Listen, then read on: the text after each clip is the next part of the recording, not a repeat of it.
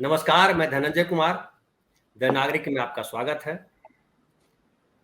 अभी पिछले कुछ दिनों से लगातार नरेंद्र मोदी की चर्चा कम हो रही थी, नीतीश कुमार की चर्चा ज़्यादा हो रही थी। अब नीतीश कुमार अध्यक्ष बन गए तो अब मीडिया ने फिर से मोर्चा संभाला है नरेंद्र मोदी को चर्चा में लाने की। और नरेंद्र मोदी के चर्चा में आने की वजह यह है राम मंदिर। राम मंदिर का जो है उद्घाटन होना है 22 जनवरी को। आज वहाँ गए हैं प्रधानमंत्री, एयरपोर्ट का उद्घाटन करने गए हैं, कुछ ट्रेनें छोड़ने गए हैं, हरी झंडी दिखाने गए हैं कि ट्रेनों से लोग आएंगे।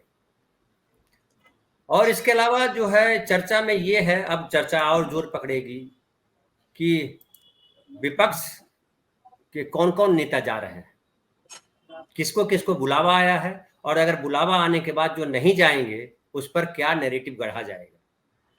तो विपक्ष जो है एक तरह से कहिए कि थोड़ा कई लोग परेशान भी हैं कि क्या करना चाहिए। कांग्रेस के भीतर भी देख लीजिए कि असमंजस की स्थिति है। खड़गे जी को बुलाया गया है, सोनिया जी को बुलाया गया है, जाएं कि नहीं जाएं। हालांकि वामपंथी दलों ने कह दिया, येचुरी ने और वीरेंद्र करात ने दोनों ने कह दिया कि हम लोग नहीं जाने वाले हैं। ममता बनर्जी ने भी कहा कि हम नहीं जाने वाले हैं। उद्धव ठाकरे जी को बुलाया ही नहीं गया। उद्धव ठाकरे जी कह रहे हैं कि हमको क्यों नहीं बुलाया, खैर हमारा कोई आदमी जाएगा नहीं। शरद पवार जी को बुलाया नहीं गया है। अच्छा, ये तो विपक्ष की बात है। उसके बाद देखिए कि आडवाणी जी को न्योता दिया गया, मुरली मनोहर जी को न्योता दिया गया, लेकिन उनको कहा गया कि आप आइएगा मत, उम्र ज्यादा आपकी हो गई। राष्ट्रपति को बुलाया नहीं गया है, देश के प्रथम नागरिक को नहीं बुलाया गया। भाई रामलला जो है वो भारत के सम्मान है, पूरे देश के सम्मान है। और मैं तो उनको देश को क्या, मैं तो मानता हूँ कि राम जो है वो पूरे जगत के चराचर के स्वामी है, वो पूरे जगत के निर्माता है, वो पालनहार है वो। तो उनको, उनके लिए कौन है, वो तो बुलाया जाना चाहिए था, लेकिन उनको भी नहीं बुलाया गया, प्रथम नागरिक को। उसके बाद फिर देखिए कि ये उमा भारती को शायद नहीं बुलाया गया है, विनय कटियार जी को नहीं बुलाया गया है, जो राम आंदोलन के बड़े जुझारू कार्यकर्ता थे, नेता थे, बल्कि बजरंग दल के नेता पहले वही थे। फिर जो है प्रवीण तोगड़िया जो विश्व हिंदी परिषद के गद्दावर नेता थे और फायर ब्रांड, आज की भाषा में कहे तो फायर ब्रांड नेता थे, उनको नहीं बुलाया गया।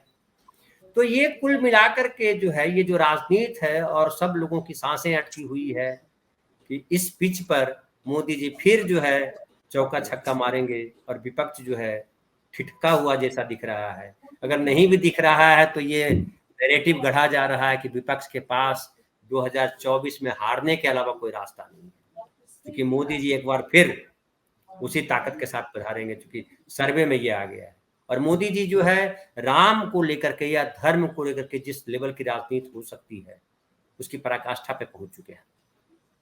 अब ये ताज्जुब की बात है कि विदेश से लोगों को नहीं बुलाया है, उन्होंने बुलाना चाहिए था कुछ राष्ट्रपतियों को कि आइए, हम यहाँ रामलला का उद्घाटन कर रहे हैं, आपके लिए भी राम बरकत देंगे, आपके लिए भी राम अच्छा करेंगे, आप भी अपने अपने यहाँ मंदिर बनाइए, यहाँ थोड़ी सी मिट्टी ले जाइए।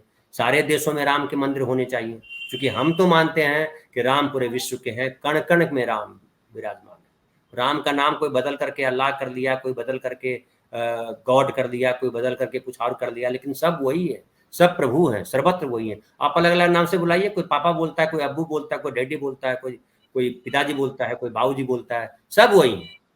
तो फिर तो ये करना चाहिए था, लेकिन नहीं कर रहे हैं और लोग नहीं जा रहे हैं। कह रहे हैं ये राम जो है वो राम नहीं है जिनकी बात कर रहे हैं, जो जगत के पालनहारी है। ये वो राम है जो बीजेपी के राम है, जो बीजेपी को सब वोट दिलवाते हैं। इस राम के नाम पर वो वोट लेता है। राम का जो है वो एक ये कर लिया है और उसको राम के नाम पे गुमराह कर रहा है, राम के नाम पर जो है नफरत बांट रहे हैं। और आज एक बयान मैंने देखा कि वो जो है अमित शाह जी ने कहा है, गुजरात के किसी कार्यक्रम में गए हुए थे, उन्होंने कहा है कि कई साल से राम मंदिर का काम अटकाया और लटकाया जा रहा था। भगवान राम के जन्म स्थान को नष्ट कर दिया गया था। 22 जनवरी से रामलला अपने घर में रहेंगे। अब बतलाइए, रामलला जो सबको घर देते हैं, जो इस विश्व के स्वामी हैं, उनको ये घर बना के दे रहे हैं, ये नैरेटिव गढ़ रहा है। तो सोचिए कि राम को कितना मानते हैं, राम का कितना सम्मान है।